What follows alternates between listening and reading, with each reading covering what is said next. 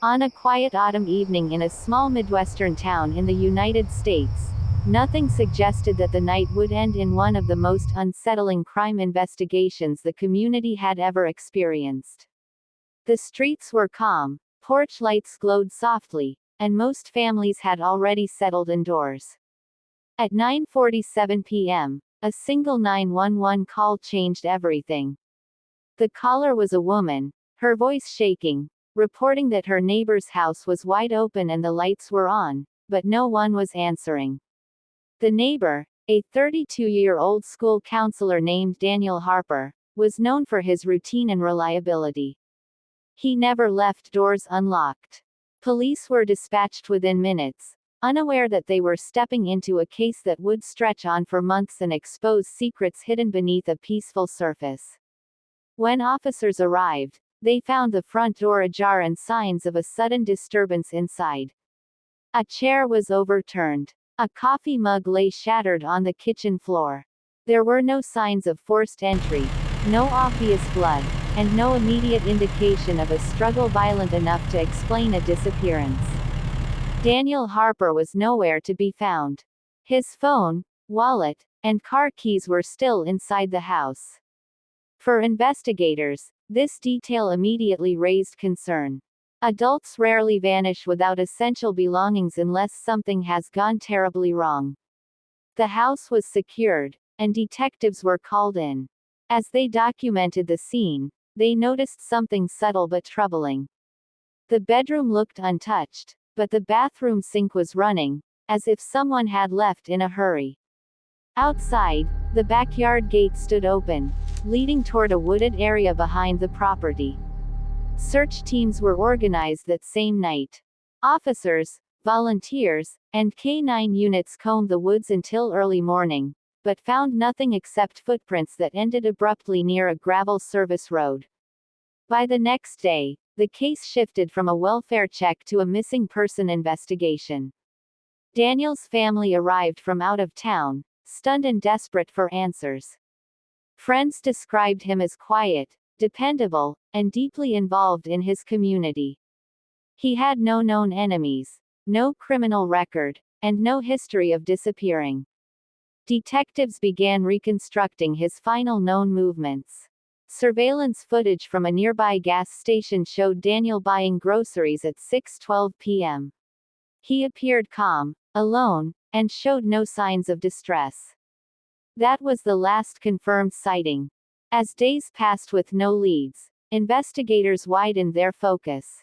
They interviewed coworkers, neighbors, and friends. One neighbor recalled hearing raised voices earlier that evening, but couldn't make out the words. Another mentioned a dark sedan parked near Daniel's house for several nights in the week leading up to his disappearance. These tips were small, but in cases like this, small details often matter most. Police examined Daniel's digital life next. His phone records showed repeated calls to an unknown number in the days before he vanished. The number was registered to a prepaid phone, purchased with cash. Investigators traced the purchase to a convenience store nearly 40 miles away. Surveillance footage from that store revealed a hooded figure buying the phone, face partially obscured, but body language suggesting urgency. This discovery shifted the case dramatically. It suggested planning, not randomness. 2 weeks into the investigation, search teams made a grim discovery. Daniel's car was found abandoned near a rest stop across state lines. There was no sign of damage or struggle inside the vehicle. It appeared to have been wiped down carefully, leaving little forensic evidence. For detectives, this indicated a level of organization inconsistent with a spontaneous crime.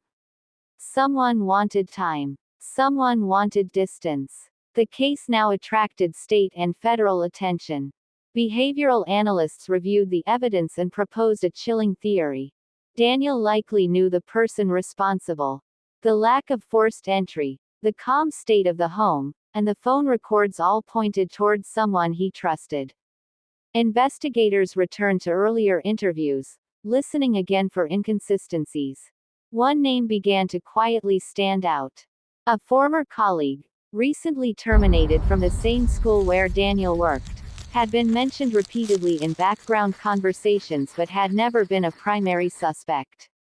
When detectives re-interviewed this individual, subtle changes in his story became apparent. He struggled with timelines. He over-explained simple questions. Cell phone data placed him near Daniel's neighborhood on the night of the disappearance, despite his claim that he was home alone. Under mounting pressure, investigators obtained a warrant to search his property. What they found was not dramatic at first glance. No obvious weapons. No visible blood. But hidden inside a storage shed, buried beneath gardening tools, was the prepaid phone. Digital analysis later revealed deleted messages between the two men, suggesting a personal conflict that had escalated quietly over time. Financial records uncovered another motive. Daniel had recently reported irregularities involving school funds. The suspect had been under investigation without knowing Daniel was the source. Confronted with this evidence during a long interrogation, the suspect's composure slowly collapsed. Hours passed. Silence filled the room. Finally, he spoke. What he admitted next would shock the community. According to his confession, he had gone to Daniel's house intending only to talk. The conversation turned heated. Fear of exposure turned into panic. What followed was an act he claimed he never planned, but investigators would later argue showed clear intent. Despite the confession, Daniel Harper's body was never recovered. The suspect led police to several locations, but time and environmental conditions had erased crucial evidence. Prosecutors moved forward with charges based on circumstantial evidence, digital trails, and the confession itself.